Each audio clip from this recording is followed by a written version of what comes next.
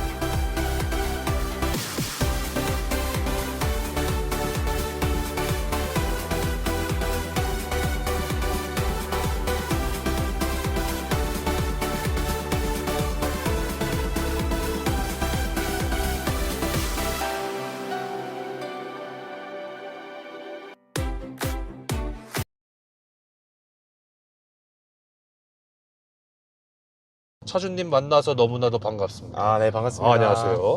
저희 자기소개 좀 나이랑 사시는 지역만 말씀하셔도 괜찮거든요. 아, 예. 네. 저는 강서구 살고 있는 32살입니다.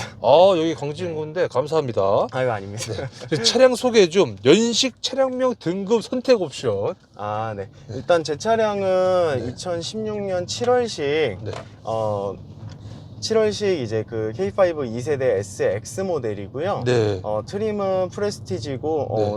선택 옵션 같은 경우에는 열선 정도만 넣었던 것 같아요. 룸 하이패스 룸, ECL 룸 미러랑. 그리고 두 가지만. 예, 그 정도만 들어갔던 것 같아요. 소유 기간인데 혹시 신차로 뽑으신 건가요? 아니요, 저는 요거 중고로 구매했고, 네. 27,000km에 구매를 해가지고, 네. 20년도 한 4월?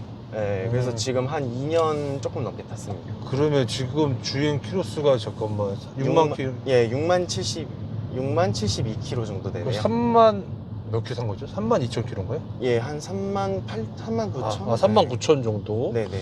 자, 그러면 이 차를 사기 전에 혹시 그 전차 좀 어떤 걸 타셨는지? 저는 이게 저한테는 두 번째 차고요. 네. 첫 차는 원래 기아 포르테 쿠페를 탔다가, 오. 예, 그것도 2.0이었는데, 네. 이제 키로수가 10만이 넘어가지고, 네. 차가 제정신이 아니었어요. 네. 도저히 못하겠어가지고, 네. 이제 그거는 좀 정리를 했고, 네. 그리고 바로 K5를 구매를 하게 됐습니다. 뭐 고민했던 차종은 없으셨나요? 예, 원래 저는 제가 20대 중후반 때 좀 현실적인 드림카라고 생각했던 게 이 모델이어서 사실 큰 고민은 없었는데, 네. 막상 보러 가면 이제 아무래도 형제차 모델이 이제 LF 소나타가 있잖아요. 네, 맞아요. 그래서 두 개 중에 같이 고민을 하다가 저는 아무래도 역시 디자인의 기아, 그래서 기아를 선택하겠습니다. 디자인의 기아. 자, 보면요, 이게 또 등급이 또 되게 많아요. 일단은 MX, XX, 뭐 터보까지도 있는데, 일단 차주님께서는 SX로 하셨거든요. 예, 그렇죠. 네. 이게 사실 MX랑 SX의 가장 큰 차이점은 네. 앞에 범퍼 디자인과 이제 안개등이 있느냐 없느냐의 차이인데요. 네. 제가 타고 있는 이제 SX 모델 같은 경우에는 안개등이 없는 대신에 조금 더 스포티한 범퍼 디자인이 좀 포인트고, 네. MX 모델 같은 경우에는 보통 3구 스타일로 있는 안개등이 장착되어 있는 차이가 네. 있어요. 근데 저는 그게 디자인적으로 제 취향은 아니더라고요. 그럴 수 있죠. 네네. 야, 그 다음에 또 등급도 많아요. 럭셔리, 스타일, 프레스티지, 노블레스, 뭐 노블레스 스페셜까지 있는데, 프레스티지로 네. 하신 이유가 좀 있다면? 사실 제일 중요한 거는 가성비였어요. 처음 차를 구매를 할 때는 이제 아무래도 이제 가서른이 되고 하다 보니까 막 3천, 4천들 구매하기에는 또 차들이 너무 크니까 좀 네. 부담이 됐었고, 가성비를 따지다 보니까 구매를 하게 됐는데, 사실 아직도 후회하고 있는 거는 노블레스 트림을 가서 통풍 시트를 선택을 했어야 됐는데 아. 제 차가 통풍이 없거든요. 네. 그래서 요거는 솔직히 약간 가성비 따지다가 좀 후회하고 있는 케이스라고 하면 되겠습니다. 네. 네. 알겠습니다. 자, 이제 차량 금액이죠. 네. 네, 혹시 얼마에 구매를 좀 하셨는지. 저는 이 차를 제 지인을 통해서 구매를 했고요. 어. 이제 구체적인 가격은 좀 말씀드리기는 어렵고 한 네. 1800 완전 초반선? 네. 지인 할인? 아니면 지인 할증? 할인이었어요. 지인 저는. 할인. 네, 저는 할인, 다행히 할인이었어요. 다행히 네. 가끔가다 지인분이 뭐 지인한테 판다고 좀 할증 붙이신 분들이 좀 계시더라고요. 그쵸. 네, 그래도 차주님께서 네. 당연히 뭐 결제는 당연히 현금. 네, 현금으로 그렇죠. 결제했죠. 네. 보험료. 보험료 같은 경우에는 제가 자차를 소유한 지 얼마 안 됐어요. 네. 그래서 처음 보험료가 나왔던 게 제가 120만 원 정도가 나왔었는데 30살이었는데 네. 근데 지금 이제 한 2년 정도 타면서 지금은 거의 한 70만 원, 한 중후반선까지 떨어졌어요. 괜찮은 거죠? 사실 제가 운전했던 기간에 비해선 짧죠. 예전에 아버지 밑에서 1년 정도 이제 운전자 보험에 요 차량 보험에 들어가 있었고 네. 그리고 이후에 이제 포르테 쿠페 한 3, 4개월 타다가 그리고는 이제 도저히 못하겠어서 이렇게 기변을 했는데 네. 그래서 총 기간이 한 3년 언저리밖에 안 돼요. 근데 3년 언저리인데 120만 원대에서 70만 원 중후반대로 떨어졌으면 저는 되게 잘 떨어졌다고 생각합니다. 포르테 쿱이 오히려 더 비싸죠. 문짝 2개여서. 예, 문짝 2개여서 근데 그게 저도 몰랐는데 포르테 쿠페는 스포츠카로 분류는 안 되더라고요. 오. 스포츠형 세단이지 스포츠카로 분류가 안 돼서 보험료 할증은 없는 대신에 그 대신에 이제 연식이 좀 있고 키로수가 있다 보니까 보험료가 조금 더 비쌌던 것 같아요. 네. 연료에 대한 질문인데 네. 일반유, 고급유. 솔직히 K5에 고급류 넣는 거는 정말 차를 너무 사랑한 건 아니고 저는 약간 오버할 수 있다고 생각을 해서 그래서 저는 일반유로만 주유를 했었고요. 아무래도 연료니까 연비가 가장 궁금하실 것 같은데 네.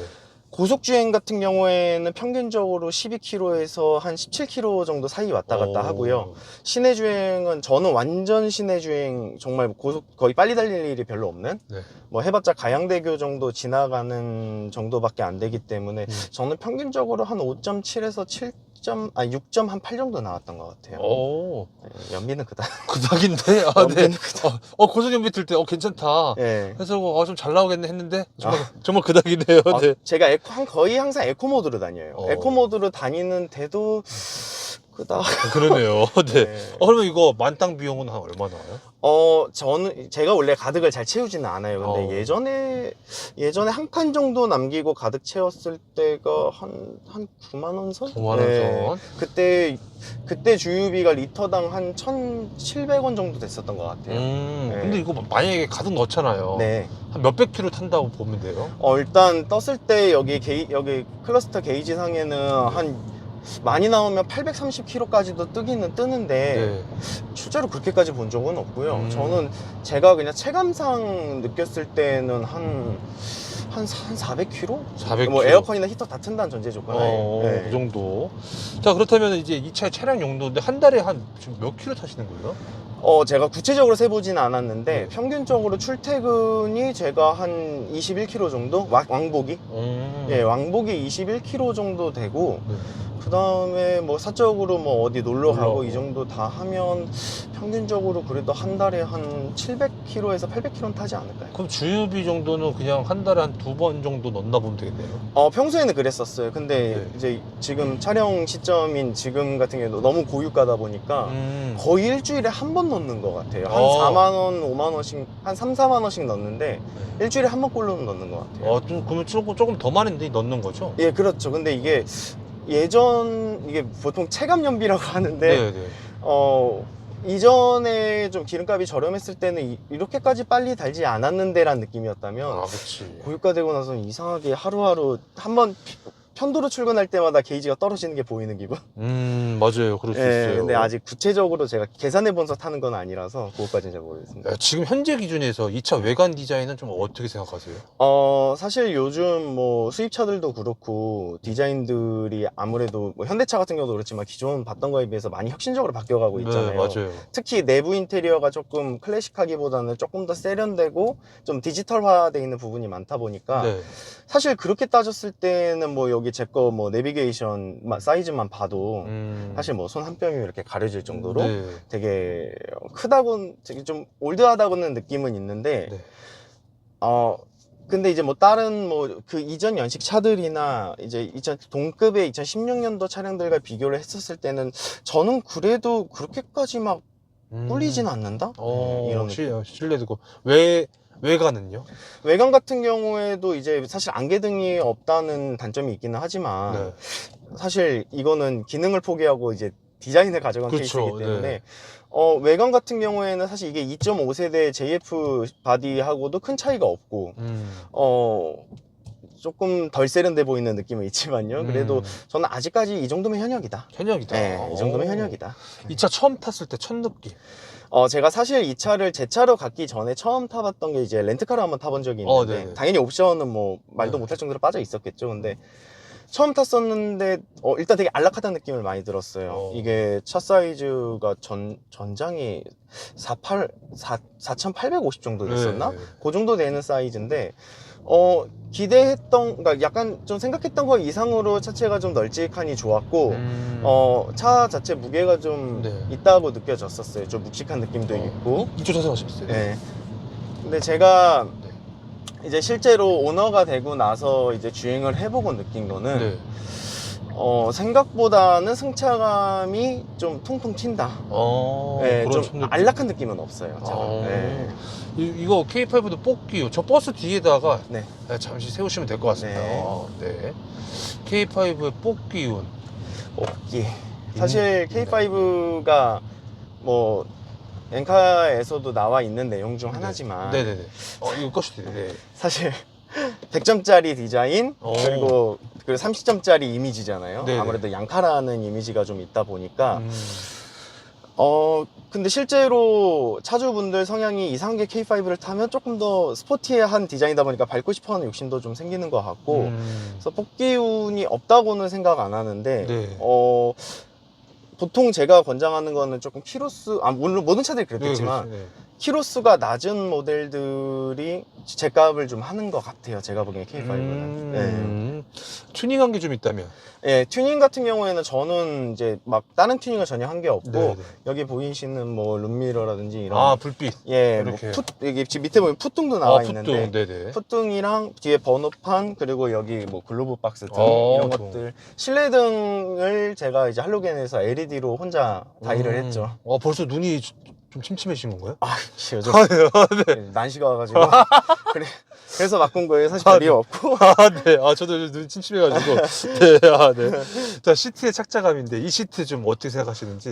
일단 가장 기본적인 인조 가죽 시트인데, 네. 사실 착자감이 뭐 이렇게 몸을 잡아준다는 느낌은 없어요. 네. 왜냐면 허리 쪽 같은 데만 봐도 뭐 고급 차들 이렇게 허리 잡아주는 기능도 있기는 한데, 네.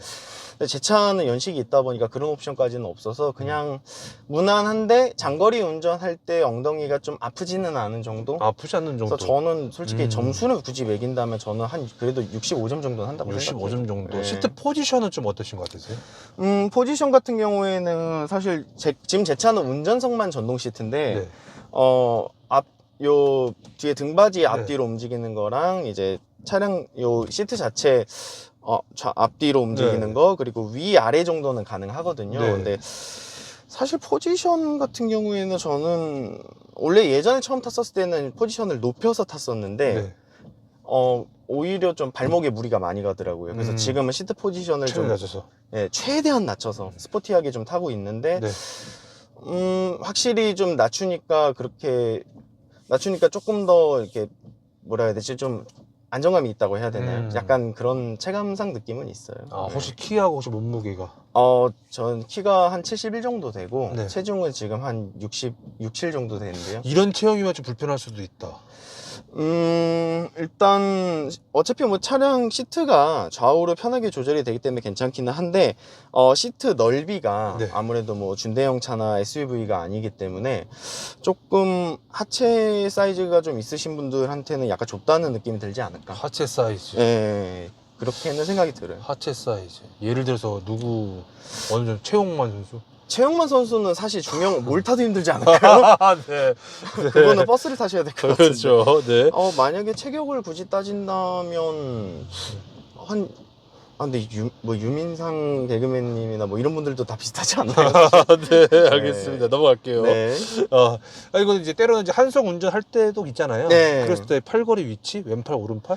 저는 일단 보통 이렇게 한손 운전을 하기 때문에 네, 보통 그렇죠. 이렇게 시트에 네. 올리고 암레스트에 올리고 이제 기어봉을 잡는 구조로 많이 운전을 해요. 근데 보통 이제 흡연하시는 분들이라면 아무래도 오른손으로 한손 운전하시고 왼손으로 보통 그쵸. 흡연을 하시는 경우가 많은데 저는 차에서 담배를 태우지 않아서 그래서 그래서 왼손 그리고 암레스트 그리고 기어봉 올리는 이게 가장 기본이고요. 보통 반대로 하시는 분들 같은 경우에는 여기 팔걸이 있는 데다 이렇게 걸치시고 이렇게 잡고 많이 각도 다 괜찮나요? 각도 자체는 사실 뭐 인체 공학적이라고까지 말할 수는 없겠지만 저는 뭐 이렇게 기어봉 잡거나 네네. 손 올려놓기 부담이 없다. 왜냐면 기어를 넣어도 그러네요. 저는 이게 하나의 단점은 있어요. 손이 기어를 잡고 있으려면 너무 뒤로 많이 빠지거든요. 그래서 저는 보통 운전할 때는 암레스트에 여기 팔꿈치 쪽을 걸치고 네. 손목이나 손을 이렇게 올려놓는 타입이에요. 많이 이렇게. 보통 이러고 운전하는 것 같아요. 보통 예, 밑에 걸쳐가지고. 밑에 걸쳐서. 그리고 핸들의 그립감인데 네. 그립감은 좀 어떠신지? 일단 제 차는 프레스티지 모델인데 어느 등급부터 들어간지 모르겠지만 일단 D컷 핸들이에요. 그래서 밑에가 커팅이 되어 있어서 좀 괜찮은데 그리고 딱 핸들을 잡았을 때 네네. 여기 엄지손가락이 들어가는 부분이 안쪽으로 좀 파여 있어요. 예, 그래서 좀 안정적으로 잡을 수가 있고 뭐 가죽 재질이나 이런 건 뭐 연식 때문에 뭐 생활기스나 이런 건 어쩔 수 없겠지만 그립감 자체는 되게 좋고 이 가죽 마감도 사실 막 엄청 산티나 보이진 않아요. 네, 그리고 가끔 이제 뭐 직진 주행을 많이 할 때는 아무래도 손을 이렇게 올려놓기보다는 밑에 많이 이렇게 걸쳐서 이렇게 엄지 따봉 하면서 따봉하면서 그냥 편하게 좌우로 움직인 정도인데 저는 불편함을 느껴본 적은 없어요. 무게감도 그렇게 무거운 편은 아니죠? 핸들이 아무래도 고속 주행할 때 무거워지기는 하는데 제가 한 180까지는 밟아봤는데 네. 막 엄청 무겁다는 느낌은 아니고 그 정도 주행을 해도 적당한 수준에서 아주 조금 무거운 정도? 조금은 네, 딱 아주 조금. 네. 사실 개인적으로 딱 좋은 거예요? 아니면 좀 더 무거웠으면 좋겠다. 그냥 저는 개인적으로 여기서 더 무거우면 뻑뻑할 것 같아요. 그래서 딱 좋다라고. 네, 적당한 것 같아요. 저한테는. 사장님한테는. 네, 저한테는 되게 적당한. 이것도 모드가 따로 있죠.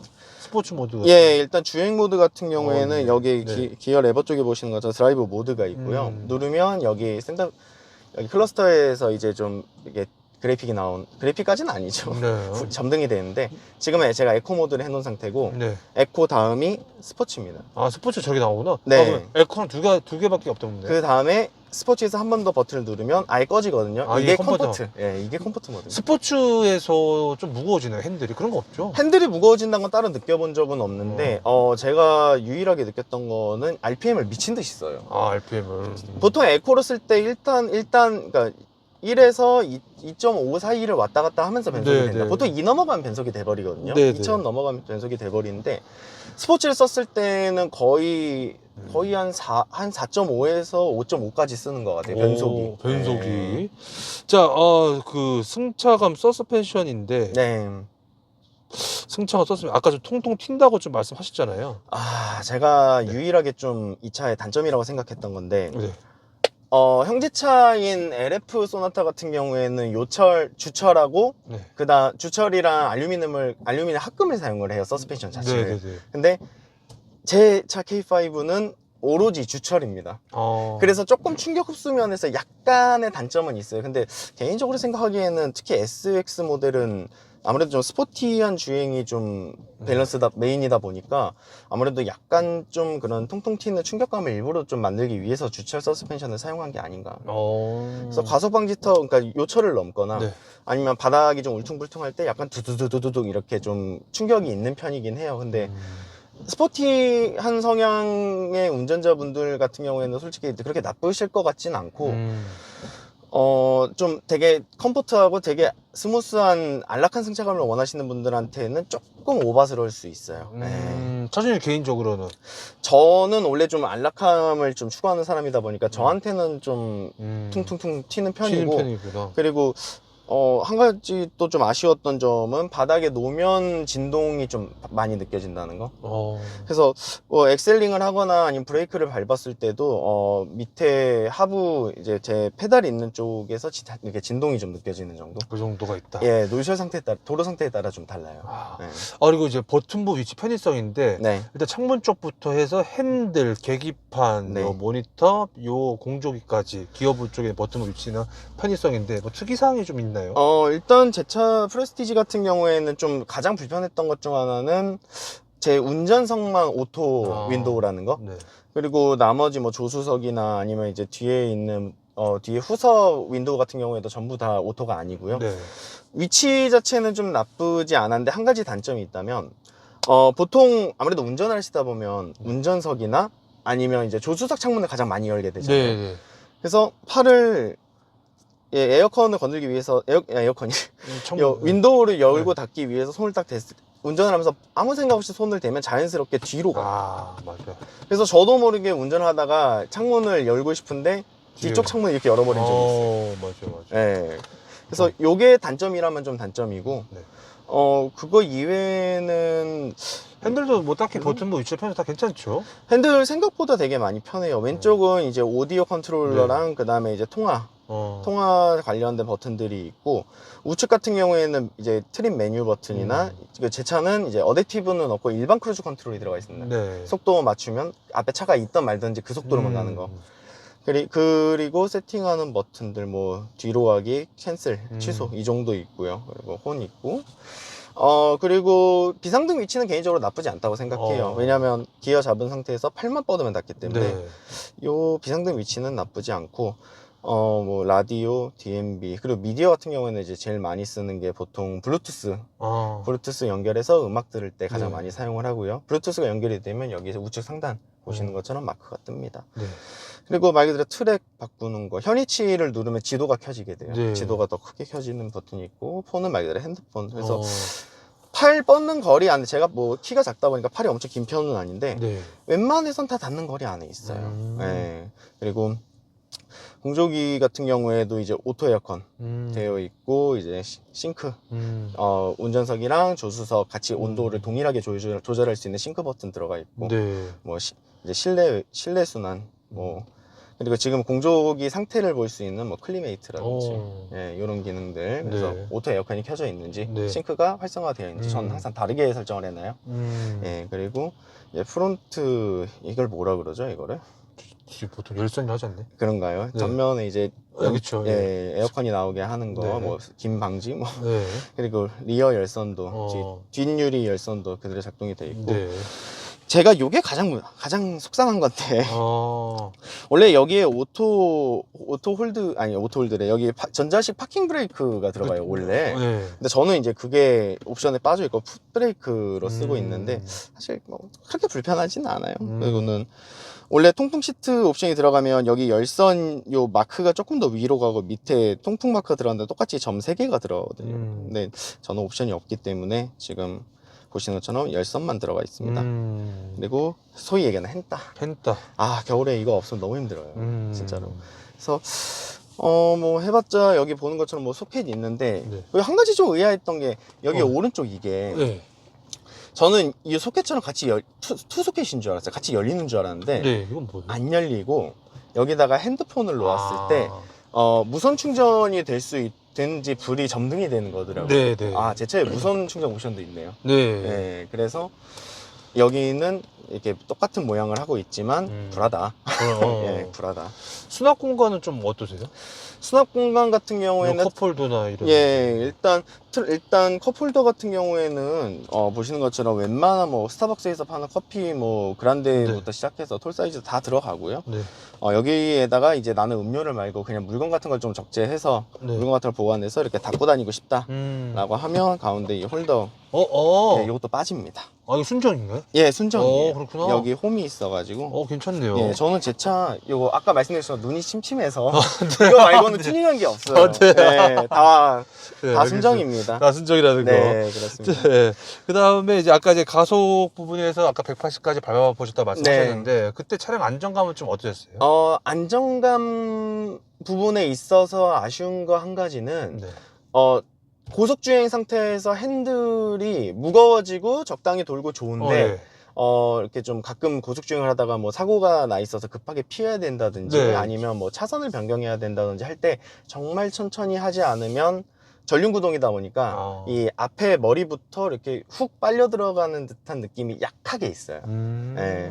그래서 막 엄청 안정적이진 않지만 그래도 상당히 컴포트한 수준, 그러니까 기본은 한다. 기본 라고 생각을 해주시면 될 것 같고, 가속감 같은 경우에는 제 차가 자연흡기 2000cc다 보니까 자연흡기 2000cc 가솔린 모델이에요. 네. 그러다 보니까 GDI가 아니고 MPI 엔진이거든요. 네. MPI 엔진인데 이게 168마력이더라고요, 제 오늘 보니까. 네. 그래서 막 가속감이 막 뒤에서 밀어주는 것처럼 강하게 있는 편은 아니에요. 보통 고속주행할 때 에코나 컴포트 모드로 많이 밟아보기는 했는데, 네. 막 뒤에서 이렇게 힘차게 확 밀어준다는 느낌은 없고, 미션 때문인지 모르겠는데, 가속이 게이지가 올라가는 게 저는 빠르다고 느끼지는 않았어요. 그나마 스포츠 모드로 밟았을 때가 조금 엑셀이나, 특히 엑셀 이게 반응이 되게 빨라지거든요. 네. 막, 그래서 BMW 수준은 아니지만 충분히 빨라지면서 RPM을 좀 많이 사용을 하다 보니까, 네. 스포츠 모드일 때는 그래도 조금 밀어주는 느낌을 느낄 수 있지만 그냥 흉내를 낸 것 같다 정도. 네. 제동력은요? 제동력 같은 경우에는 일단 제가 마침 또 네. 이틀 전에 브레이크를 바꾸기는 했는데 네네. 원래는 순정 상태 브레이크였어요. 네. 그래서 브레이크를 탔었을 때 제동거리가 그렇게 길지는 않았어요. 물론 이제 뭐 수입차들, 기본기 탄탄한 수입차들이나 정말 괜찮은 국산차들 수준은 아니겠지만 네. 막 멈추지 못해서 사고가 나고 그랬던 적은 없었던 것 같아요. 그러니까 제가 보기에는 K5는 아무래도 사회 초년생분들, 특히 남성분들 네. 좀 여자친구를 태울 일도 좀 있고 주변 친구들 좀 태울 때 아니면 여행 갈 때 좀 안락하게 타고 싶은 분들이 가장 가성비로 기본값은 하는 차를 찾을 때 저는 그렇다고 생각을 해요. 코너링. 코너링 참 말 많죠. 근데 네. 코너링 같은 경우에는 말 그대로 정말 기본값밖에 못하기는 하는데 일단 핸들을 돌렸을 때 쏠린다는 느낌은 생겨요. 몸이 실제로 쏠리기도 하고. 그래서 아까 말씀드렸던 부분의 연장선인데 시트가 좌우에 날개가 이제 이렇게 있지만 코너로 이렇게 쏠릴 때 몸을 지지해준다는 느낌은 거의 없어요. 네. 제가 힘으로 이렇게 몸을 붙여야 돼요. 그러면 지지가 되는 정도? 그렇기 때문에 사실 코너링 같은 경우에는 그냥 무난한 중형차 정도는 한다. 근데 기대는 안 하셨으면 좋겠어요. 네. 스피커, 일단 스피커 같은 경우에는 이게 제가 알기로는 뭐 옵션이 들어가고 그러진 않았을 거예요. 네. 기본 순정 스피커인데 일단 베이스가 짱짱하지는 않아요. 막 우퍼 스피커나 아니면 뭐 렉시콘이라든지 이런 좀 브랜드 있는 것들하고 비교를 했었을 때는 소리가 막 선명하고 그러지는 않는데 베이스 부스트도 좀 안 되는 것 같은 느낌이에요, 저는. 네. 실내 사이즈 뒷자리, 레그룸, 뭐 등받이 각도, 헤드룸, 뭐. 일단 후석 같은 경우에는 뭐 아무래도 일반 이 영상을 보시는 분들도 많이 체감을 해보셨겠지만 사실 택시로 되게 많아요, 이 차가. 택시 지금도 택시로 요 2세대 K5가 되게 많은데 뒷좌석 타보셨으면 알겠지만 정말 다행인 거는 그래도 후석 서스펜션이 멀티링크가 들어갔어요, 이 차는. 토션빔이 아니기 때문에 승차감 자체는 사실 막 엄청 나쁘지는 않고 제가 가족들이나 주변 사람들을 태웠을 때도 일단 레그룸이나 아니면 뭐 앉았을 때 착자감이란 이런 부분은 되게 나쁘진 않다고 많이 얘기를 해줬고요. 헤드레스트 같은 경우에는 뭐 아무래도 일단 제 차는 뭐 후석이 뭐 등받이 각도가 조절이 되는 건 아니니까. 그래서 헤드레스트도 웬만한 여성분들, 남성분들 타셨을 때에는 큰 지장은 없는 정도의 위치에 있고 일단 생각보다 레그룸이 좀 괜찮았었던 기억이 나요. 생각보다. 지금 봐도 굉장히 넓다는 거. 그리고 뒤에 트렁크 사이즈. 트렁크가 제가 뭐 골프를 치지는 않아서 보통 골프백으로 많이 비교를 하시더라고요. 근데 골프를 제가 치지를 않아가지고 그래서 정확한 사이즈는 모르겠는데 캐리어 그냥 공항에 웬만큼 들고 가시는 조금 한 요 정도 되는 사이즈의 캐리어 그거 한 2개 반 정도 한 3개 정도까지는 어떻게 잘 넣으면 들어가지 않을까. 근데 한 가지 좀 아쉬웠던 거는 트렁크가 제 차는 이제 전동 트렁크는 아니에요. 물론 이제 후방에 차 키를 가지고 서 있을 때 3초간 있으면 차 문이, 그 트렁크 문이 자동으로 열리는 옵션은 있는데 네. 말 그대로 열리기만 하고 올라가지는 않습니다. 아. 그냥 툭 열려서 한 5cm 정도만 올라와요. 네. 손으로 열려야 되는데 음. 트렁크랑 이 뒤에 트렁크가 이렇게 연결되어 있는 이걸 뭐라 그런지 모르겠어요. 이게 뭐 기둥 지지대라고 하나, 네네. 뭐 이렇게 슬링이라고 하나. 근데 여기가 생각보다 두꺼워서 좀 부피가 많이 큰 물건을 실었을 때 높이가 좀 있는 물건이라면 걸릴 수가 있어요. 닫았을 때. 오. 그것만 단점이고 사이즈 자체는 되게 무난합니다. 웬만한 건 다 넣을 수 있어요. 이거 폴딩은 안 되죠, 2열이? 예, 제 차는 폴딩 옵션이 없어요. 스키스로가 없는 걸로 알고 있어요, 또. 차주님께 생각하시는 이 차의 장점인데 말씀 안 하셨던 것 중에서 장점. 일단 제가 생각하는 가장 큰 장점은 아무래도 가성비예요. 가성비. 연식이 좀 있다 보니까 아무래도 가격도 많이 강가가 돼서 뭐 키로수에 따라 조금 다르겠지만 신차급까지는 아니어도 많이 좋은 상태의 매물을 평균적으로 그래도 한 1600대에서 1800 사이 안에선 구하실 수가 있고요. 지금은 더 저렴해졌을 수도 네네. 있어요. 연식이 있어서. 네. 근데 그 정도 가격대 2천만 원도 안 되는 차라고 생각하기에는 내부 인테리어나 특히 외부 디자인이 아직 현역으로 봐도 될 정도로 저는 무난하다고 생각을 하고 그리고 연비 같은 경우에는 조금 아쉬움이 있지만 사실 사회 초년생이 감당 못할 정도의 연비는 저는 아니라고 생각을 해요. 배기량이 2000이고 뭐 3.0이나 3.3 타시는 이런 고배기량 차량들보다는 연비가 나쁘지 않게 나오기 때문에 사회 초년생들이 가장 무난하고 가장 좀 나쁘게 얘기하면 좀 꿀리지 않을 정도의 적당한 가성비를 가진 차다. 예, 저는 이게 제가 생각했던 최고의 메리트였어요. 그럼 최저의 메리트.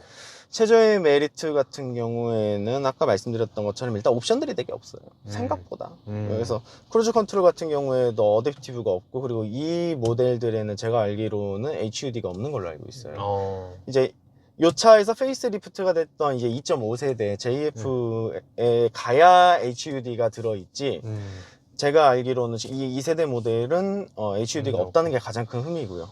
그리고 저는 이제 다 튜닝을 했지만 내부 실내등이나 뒤에 번호판 등이 그 할로겐 등이라는 거, 그거는 개인적으로 조금 아쉬웠던 것 같아요. 그거 외에 다른 단점은 없다 보면 되네. 제가 생각하기엔 그랬어요. 왜냐면 제가 생각하기엔 아까 말씀드렸던 승차감이 조금 아쉬운 부분. 근데 어차피 이 차는 애초에 좀 스포티한 목적으로 나온 거고, 저는 세단의 안락함을 원하는 사람이기 때문에 그건 그냥 저랑 이 차의 결이 조금은 컬러가 좀 다르다고 생각을 하는 거지. 스포티한 목적을 가지고 타시는 분들은 상당히 펀카로 재밌게 타실 수 있다. 자, 차량 관련해서 좀 많은 얘기를 했는데 지금 와서 보니까 이건 좀 후회되는데, 일단 아까 보니까 노블렛을 선택 안 한 거. 네, 통풍 시트 없는 거. 이거는 뼈저리게 후회를 되게 많이 해요. 또 다른 것도 좀 있네. 색상이나 뭐 등급 뭐 다 괜찮네, 나머지는. 일단 저는 색상 같은 경우에 되게 만족해요. 제가 원래 약간 흰색 성애자여가지고 뭐 티셔츠도 흰색 입고 있잖아요. 그렇죠. 흰색을 되게 좋아해서 저는 기본적으로 차는 흰 차를 좋아하는 편이에요. 그래서 색깔이 이게 또 스노우 펄이 들어간 차량이라서 생각보다 되게 많이 이뻐요. 되게 좀 부드러운 흰색이라고 해야 되나. 그래서 색상이나 이런 부분들은 되게 좋고, 굳이 후회되는 점을 꼽자면 승차감 부분을 생각했었으면 LF 소나타를 갔어야 되지 않느냐라는 생각은 있는데, 근데 또 LF 갔으면 후회했을 것 같아요. 디자인은 얘가 훨씬 이뻐요. 그쵸. 저는 LF는 앞에는 마음에 드는데 뒤에 엉덩이가 제 취향이 아니어가지고. 자, 그리고 이 차 타시면서 뭐 보증기간 내외 수리인데 뭐 좀 중요한 것들을 좀 하신 거 좀 있나요? 아무래도 제가 16년도 차량을 2020년도에 샀다 보니까 엔진 미션 같은 주요 부품들 보증기간이 간당간당 할 때였어요. 많이 이제 몇 개월 안 남았을 때였는데, 그때 한번 이제 한 달 정도 남겨놓고 이제 기아 서비스 센터 가서 사업선거 아니면 오토큐? 오토큐 갔어요. 기아 오토큐 가서 이제 보증기간 남았는데 엔진이나 미션 한번 좀 상태 좀 보고 싶어요. 뭐 엔진 소리가 옛날보다 조금 더 걸걸거리는 것 같은데 한번 봐주세요 그랬는데 아무 이상 없답니다. 그래서 저는 보증 한 번도 타먹어본 적이 없어요. 좀 나갔으면 했는데 나가지도 않고 너무 멀쩡한 거예요. 짜증나더라고요. 쓸데없이 튼튼해요. 쓸데없이 쓸데없이 튼튼해요. 바꾸고 싶은데. 자, 메인타나 정비성인데 서비스 센터 하죠. 사실 뭐 뭐 대만족스러우시죠? 고속도로 많이 있으니까. 그쵸. 아무래도 뭐 기아랑 현대가 블루핸즈나 네. 아니면 오토큐가 아무래도 국산차다 보니까 서비스 센터가 제일 많잖아요. 네. 그래서 뭐 예약을 막 하고 막 며칠씩 기다려야 되고 이런 적은 거의 없었던 것 같아요. 예, 물론 저희가 그냥 단순한 경정비 위주로 갔었지만 막 그렇게 막 대기해야 되고 오래 있어야 되고 막 시간 너무 오래 걸려서 막 차 못 쓰고 이런 적은 없었던 것 같아요. 소모품 유지 비용. 소모품, 요게 사실 좀 가장 애매한 부분인데, 네. 사실 소모품은 차주가 생각하는 자기 차급에 따라서 보통 선택을 하잖아요. 네, 네. 근데 저는 일단 보통 비싼 것들은 많이 안 했고, 타이어 같은 경우에도, 저는 스위칭 안 하고 그냥 내 짝을 다 갈았어요, 아예. 내 짝 다 간 게 한 45만원? 45만, 48만원? 내 짝 다 가는데? 네, 다 갈았어요. 타이어 포함해서요? 예.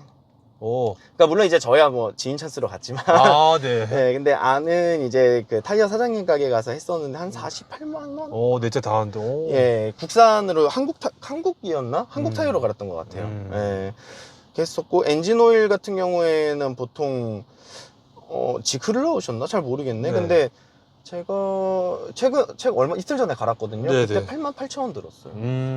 브레이크 오일을 얼마에 갈았지? 잠시만요. 브레이크 오일을 한 4, 5만 원에 갈았던 것 같아요. 그러면 이 차를 처음 타시려는 분들 분명 계시잖아요. 네네. 뭐 그랬을 때, 내가 월 얼마를 벌어야 이 차를 유지할 수 있다는 질문인데, 좀 넌센스 하지만, 그래도, 예. 왜냐면 카페 같은 데 보면 그런 걸 많이 쓰잖아요. 제가 많죠, 월 많죠. 얼마 버는데, 네. 이 차 사도 되나요? 네. 뭐 그런 것들 있잖아요. 사실 되게 유명한 다른 분들도 많이 말씀을 하셨지만 사실 유지비라는 거는 본인 소비 습관에 따라서 천차만별이긴 그렇죠. 해요. 근데 굳이 제가 생각하는 평균값을 내드리자면 일단 미니멈부터 네. 말씀을 드리면 내가 돈을 뭐 생활비를 조금 적게 쓰고 네. 한 달에 뭐 차 유지비나 이런 것들로 해서 정말 많이 내봤자 한 60만 원에서 100만 원 사이 정도는 내가 얼마 거뜬히 쓸 수 있다. 기름값 다 포함해서요.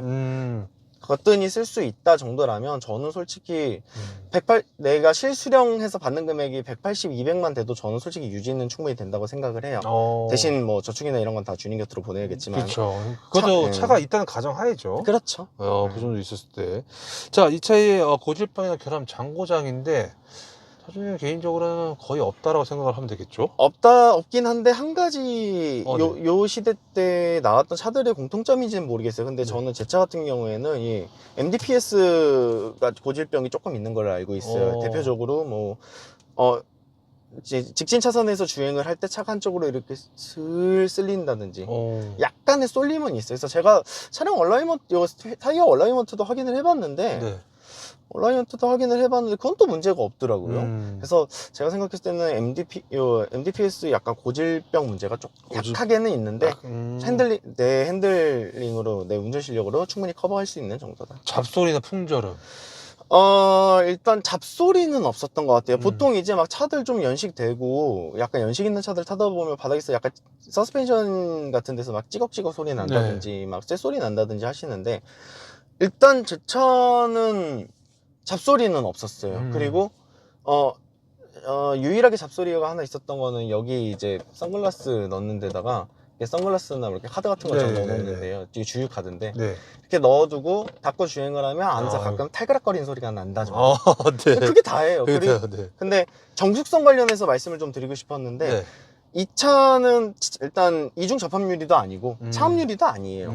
그래서 기본 정도의 정숙성은 되지만 특히 고속 주행할 때는 도로 노면 소음이 좀 들어오는 편이에요. 노음 진동이 돼. 그래서 저는 개인적으로 이 차가 하체가 좀 약하지 않나. 네, 발판이나 하체 부분이 좀 방음이 안 되지 않나라고 생각을 해요. 이게 지금 커뮤니티, 그래서 K5 카페 같은 데 보면은 뭐 차량 이슈가 좀 있나요? 요 차가요? 네. 요 차 차량 이슈? 저는 들어본 적이 네, 차량 이슈가 있었나요? 아니, 저 뭐 그냥 질문지라. 이건 없고 그냥 다 물어봐요. 아시는 분들은 밑에 코멘트 네. 남겨주세요. 이 차는 사고 났을 때 주의 반응. 주의 반응이요? 네. 일단 아무래도 제가 포르테 쿠페를 탔다가 준준형이잖아요. 준준형을 타다가 중형을 딱 타니까 일단 다들 하는 말이 차 편안하고 좋다, 넓고 좋다. 그리고 다들 디자인 얘기를 되게 많이 했었던 것 같아요. 아무래도 제가 아까도 말씀드렸던 것처럼 이 정도면 디자인은 현역이지 않나 라고 말씀드렸던 가장 큰 이유가 꿀릴 정도의 디자인이 아니라 나름 세련됐어요. 맞아요. 앞에 호랑이 코 그릴도 그렇고 음. 솔직히 눈매도 그렇고 얘가 또 제 차 같은 경우에는 또 데이라이트가 네. 위에 눈썹처럼 들어온단 말이에요. 그러다 보니까 조금 차 인상도 좀 강렬해 보이고 그래서 저는 개인적으로 이 차, 특히 이 SX 모델 같은 경우에는 솔직히 저는 진짜 남자 오너분들한테 잘 맞는 차라고 생각해요. 네, 디자인 칭찬 많이 받았어요. 하차감 있나요? 하차 K5로 하차감이라면 날 양아치로 보진 않겠지? 양파온으로 보지 않겠지? 이런 생각을 불현듯이 했던 적은 있는데 그래도 되게 나쁘지는 않았던 것 같아요. 일단 막 글쎄요, 저는 오히려 그랜저 HG를 이제 한번 이제 렌트를 해서 타본 적이 있는데 네. 그때보다는 그래도 조금 더 젊은 애들이 타는 차라는 인식으로 보지 않나? 네. 재미난 에피소드가 좀 있었다면? 이 차에 대해서요? 네, 이 차를 타시면서. 이 차에 대해서 재밌었던 에피소드 한 가지 있네요. 네. 예전에 제가 겨울에 여자친구랑 이제 안면도로 펜션 여행을 간 적이 있어요. 네. 근데 이제 펜션들은 뭐 다들 아시겠지만 웬만하면 되게 막 산속 안이나 되게 네. 구석진 데 있잖아요. 네. 막 시골길 막 타고 들어가야 되고. 근데 그때가 정말 눈이 많이 왔을 때였어요. 그래서 얘가 시골길을, 걔가 또 초행이라 길을 잘못 들어가지고 약간 이렇게 좀 꼬불꼬불된 데를 빠져나왔어야 됐는데 눈이 엄청 많은 거예요. 근데 처음에는 바퀴가 이렇게 엑셀을 살짝 밟으니까 바퀴가 약간 헛돋는 듯 하더니 그 차세 제어 장치 있잖아요. 네네. 그게 불이 뜨면서 불이 깜빡이면서 이 차가 그걸 이렇게 생각보다 부드럽게 두두두둑 빠져나오더라고요. 그래서 저도 저랑 이제 여자친구 둘 다 놀래가지고 야, 너 잘 나간다 이러면서 얘기했더니 너 잘한다 이랬던 적이 있어요. 네. 잘 나가네, 괜찮네 이랬던 적이 있어요. 생각보다 좋더라고요. 이 차량에 대해서 궁금하신 분은 분명 이 영상을 볼 텐데 네. 꼭 알아야 될 점.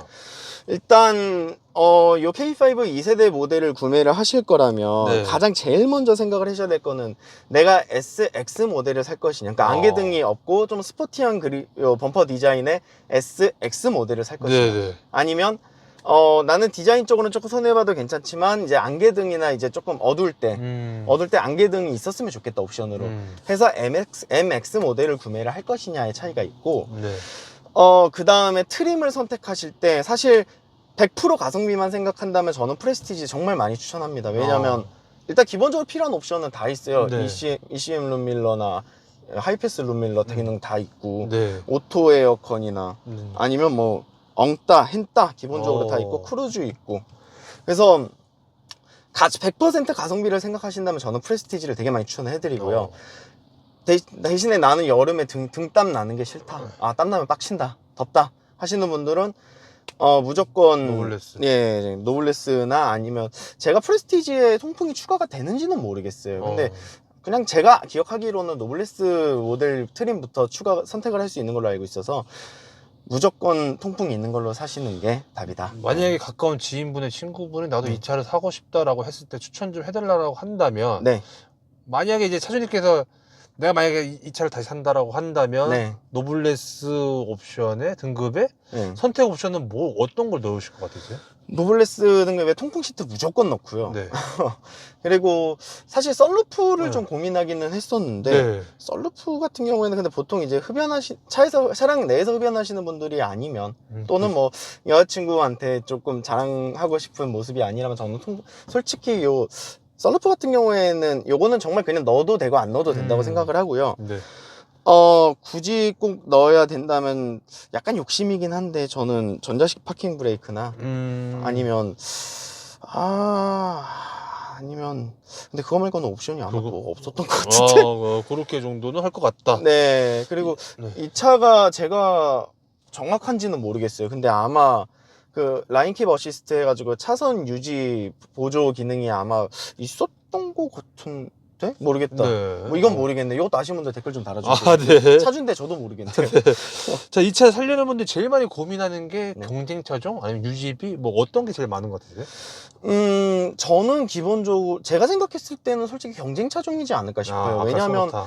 왜냐면 중고차를 구매하시는 분들이 가장 많이 예산을 잡는 게, 가장 낮은 금액은 500만 원대 예산이 제일 많고, 네. 그리고 그 위 가격대에는 보통 한 1000만 원에서 1500, 예, 그리고는 이제 1500에서 2000 이하 요 세 부류가 전 제일 많다고 생각을 해요. 대부분이. 네네. 그래서 아무래도 좀 중요한 거는 이제 이 차의 가격이지 않나. 그래서 가격 대비 봤었을 때 경쟁차 중에 되게 많아요. 아무래도 뭐 르노 같은 경우에도 있을 거고 SM6가 그래도 2000 넘나요? 잘 모르겠네. 근데 가격대 좀 상태 좋은 것들이랑 비교를 해봤을 때는 아마 큰 차이는 없을 거라고 생각을 해요. 그러고는 아무래도 제일 강력한 경쟁차 중에 LF 소나타가 있다 보니까 LF 소나타가 앞에 그릴이나 전 전면부 디자인 되게 이쁘다고 생각했었거든요. 네네. 근데 내부 인테리어의 차이가 좀 있다 보니까 그래서 저는 아무래도 차량을 구매하실 분들이 가장 많이 고려하셔야 될 거는 일단은 승차감. 승차감과 디자인의 차이라고 저는 생각을 해요. 가격대가 엇비슷하기 때문에. 그래서 아까도 말씀드렸지만 좀 스포티하고 조금 세련된 디자인을 원하시면 K5를 선택하시는 게 맞고 조금은 더 안락한 승차감에 조금 클래식 하더라도 좀 편안하고 무난한 차량을 찾으신다면 저는 LF 소나타가 소나타. 여기서 SM6는 없다. 네. 근데 SM6가 아마 2000이 넘는 차라서 제가 비교를 해도 될지 모르겠어요. 네. 또 자, 이런 경우에 추천하지 않는다라고 한다면 뭐 방금 전에 말씀하신 것처럼 다 말씀 좀 해주셨고, 자, 이 차 한 줄 평으로 좀 말씀을 좀 해주신다면, 딱 제가 생각했던 딱 한 줄 평인데요. 네. 사회 초년생이 타기에 가장 가성비 좋고 나름 꿀리지 않는 차. 꿀리지 않는 차. 굳이 점수를 좀 매기자면 5점 만점 몇 점 주실 것 같으세요? 5점 만점 중에요. 네. 이게 다른 뭐 수입차들 다 포함인가요? 아니 뭐 그냥 이 차에 대한 점수. 개인적인 생각? 예, 주관적인 점수. 저는 지금 제 차는 저는 한 별 한 3.5개 주고요. 3.5개. 예, 그리고 만약에 노블레스 트림을 가서 통풍이 있다 그럼 4개 주겠습니다. 4개. 통풍이 있으면 4개다. 그럼 마이너스 잠깐만요. 그러면은 마이너스 1점은 어떤 거죠? 1점 같은 경우에는 일단 말씀드렸던 것처럼 저한테는 승차감이죠. 승차감 때문에. 예, 좀 통통 튀고 좀 노면 진동 그리고 이제 고속 주행 시 소음들 그리고 요즘 제 지갑 루팡해 가고 있는 연비. 맞아요. 허리가 휘고 있어요, 점점. 네. 자, 만약에 현재 기준에 다시 산다면은 이 차가 그러면 안 되지만 이 차 폐차돼 버렸습니다. 네. 전손돼 버렸어요. 네. 당장 차를 사야 돼요. 동일한 가격대예요. 네, 동일한 가격대에서. 과연 이 차를 다시 사실 건지 아니면 아니다. 2번 살 차는 아니다. 다른 차 간다. 뭐 동일한 가격대 아니어도 괜찮습니다. 그러니까 정말 만족하고 정말 사랑스러우면 또 사는 거잖아요. 그렇죠. 네. 현실에 맞춰서 생각하면 솔직히 말씀드리면 저는 얘보다는 2.5세대로 갈 것 같아요. 이거 중요한 건 또 K5를 또 산다는 거예요. 네, 저는 살 것 같아요. 네, 저는 솔직히 LF 소나타나 소나타 그 다음 세대인 뉴라이즈나 아니면 이번에 새로 나왔던 이제 최근에 나왔었던 매기 보다는 저는 소나타보다는 K5가 특히 디자인적인 부분이 저한테 가장 감성이 잘 맞아서 그래서 저는 차라리 K5를 다시 할게요. K5 신형도 좀 이쁘지 않나요? DL3 너무 이쁘죠. 그게 또 한번 타봤는데 옵션 잘 넣으면 또 앞에 운전석이나 조수석 유리가 또 이중 접합 유리더라고요. 그래가지고 정숙성도 되게 좋고 연비도 일단 디자인이 깡패라 너무 이쁘게 빠졌는데 가격 때문에 거의 이게 2배. 맞아요. 이게 2배예요. 그래서 근데 이제 여기서 제일 중요한 거는 우리 멋지신 차주님께서는 2.5세대 K5 2.5세대 선택하시는 이유가 HUD도 그렇고 일단 옵션이 조금 더 풍부한 데다가 저는 솔직히 말씀드리면 2세대랑 2.5세대가 사실상 페이스리프트지만 저는 특히 특히 전면부 디자인 차이가 되게 많이 크다고 생각을 해요. 그리고 그리고 2.5세대 같은 경우에는 안개등도 기본으로 들어가고 그리고 일단 그 그릴 K7에서 봤었던 그 그릴이 들어가 있기 때문에 눈매도 2배로 더 날카로워졌고 그래서 저는 2.5세대 옵션이랑 디자인 때문에 2.5세대로 갈 것 같아요. 알겠습니다. 제 공식적 지금 다 끝났거든요. 혹시 뭐 이거 말 못했다, 이거 좀 빠진 것 같다, 있나요? 일단 크게 빠진 건 없는데 아무래도 이 차 같은 경우에는 좀 사회 초년생 분들이나 아니면 이제 좀 차량이 좀 필요하신 이제 30대 초반 분들이 좀 많이 20대 후반에서 30대 초반이 가장 눈길을 많이 가지실 거라고 생각을 해요. 또 한때 또 이제 명성이 있었던 K5다 보니까 물론 1세대만큼은 아니지만 근데 사실 이 차는 파워트레인도 되게 다양하고 디자인도 그렇고 옵션도 그렇고 선택폭이 되게 다양한 차량 중 하나예요. 그래서 본인 차주님 이제 구매하시려는 예비 오너님들 본인 성향에 맞는 그렇죠. 또 본인 상황에 맞는 선택지가 넓은 차량이기 때문에 좀 부담 없이 그리고 나름 꿀림 없이 좀 무난하게 첫 차로 무난하게 스타트할 수 있는 차량이다라고 정리하고 싶습니다. 알겠습니다. 네. 근데 이게 2.6 터보 X도 있네요, 근데 이게. 아, 터보 모델이 있어요? 있긴 있는데 아, 생각보다 그러네요. 그렇게 많진 그러네요. 않네요. 네. 아무튼 즐거웠습니다. 즐거웠습니다. 너무 재밌었습니다. 예, 끊을게요. 네. 예, 뭐가 또 빠지셔가지고, 네, 말씀하시면 될 것 같아요. 제가 제 차량 옵션에 대해서 하나 설명을 안 드린 게 있는데, 이 차는 코너링 어시스트가 들어가 있는 차량이에요. 네. 그래서, 이렇게 핸들을 원하는 방향으로 돌렸을 때, 왼쪽 대각선으로 이제 불빛이 나오는, 조명이 나오는 게 있는데, 한번 이동해서 한번 볼까요? 네네. 이렇게 예. 말씀을 하셔도 괜찮은데. 네네. 이게 또 보여드리는 게 또 인지상정이어가지고. 네. 너무 좋죠. 네, 그래서 여기 왼쪽 같은 경우에는 지금 되게 많이 어둡잖아요. 네, 근데 어두워요. 핸들을 돌리면, 보이나요? 아니요. 달라지나요? 이거 뒤에 지금 비가 와가지고. 집에 가서 해야 될 것 같은데. 네. 무슨 어찌됐든 간에 이제 했을 때 라이트가 네. 같이 이렇게 좀. 예, 도와준다. 내가 돌리는 방향으로 이제 불빛이 나온다라고 생각을 해주시면 될 것 같습니다. 알겠습니다. 또 생각나시면, 네, 저를 이거 또 바로 키면 되거든요. 네네. 네네네. 네. 아니, 제가 말로 할게요. 지금 보니까 핸들 커니까 진짜 뭔가 좀 불빛이, 보였어요. 이게 조명 끄니까 좀 잘 보이네요. 네네. 오른쪽으로 가면 또 이렇게 보여. 지금, 보였나요? 제가 왼쪽만 와서, 네. 보실까요? 네. 여기가 이렇게 돌리면 예. 사이드가 이렇게 꺼졌어요.